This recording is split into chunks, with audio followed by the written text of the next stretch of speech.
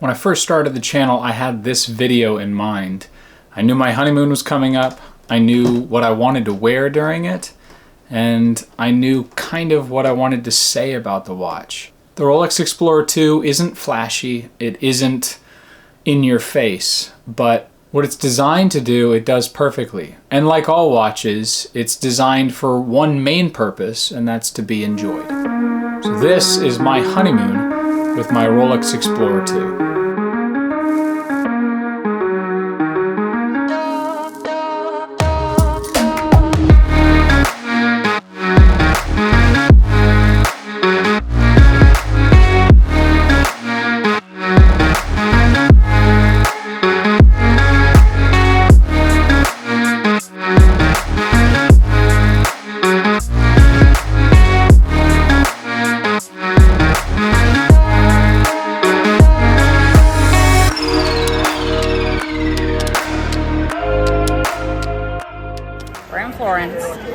And we ate Harrison's favorite pizza favorite pizza. that he had 6 years ago. And It's pizza I had 6 years ago and I didn't realize how bad it was. it was bad. Alright, so we're in Geneva and I just got this. So now she has to wear that big tank on her wrist.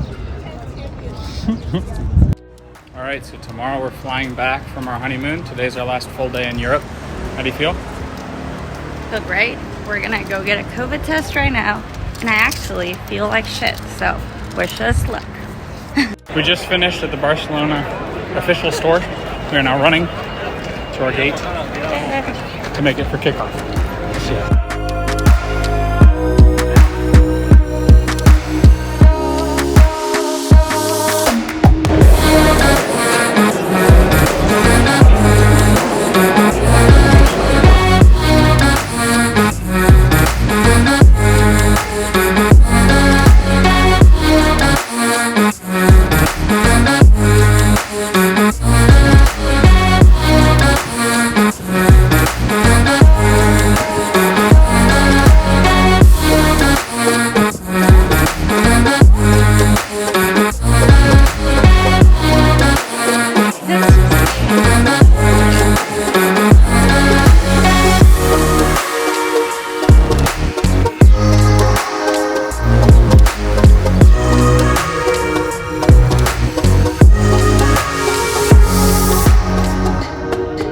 The Rolex Explorer II, though, is a model I've wanted for a while. And this is the exact model that I wanted.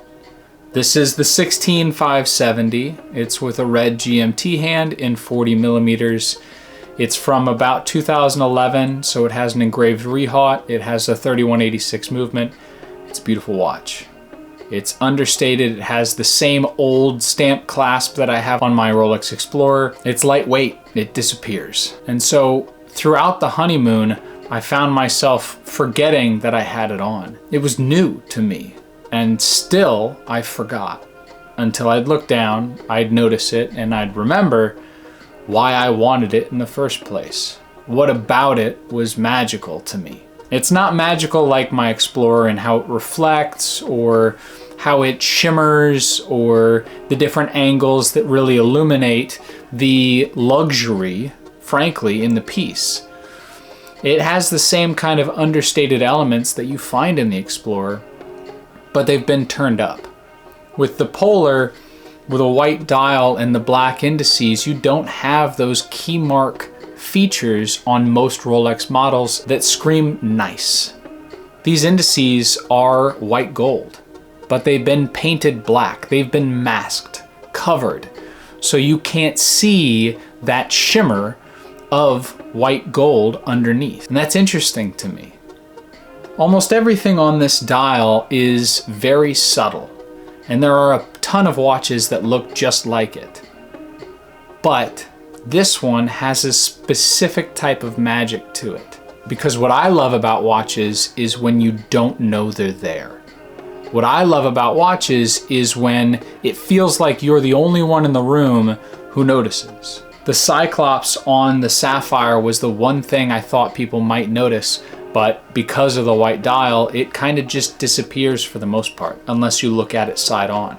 The Rolex Explorer II is a slow burn. It's something that when you first get it, you think, I like it. I don't love it, but I like it. And as you look at it, you go through ebbs and flows. At one time I thought, this is amazing. The next day I thought, it's a little too, there isn't enough here. It reminds me of my roller coaster with the Speedmaster, which now is a watch I could never give up.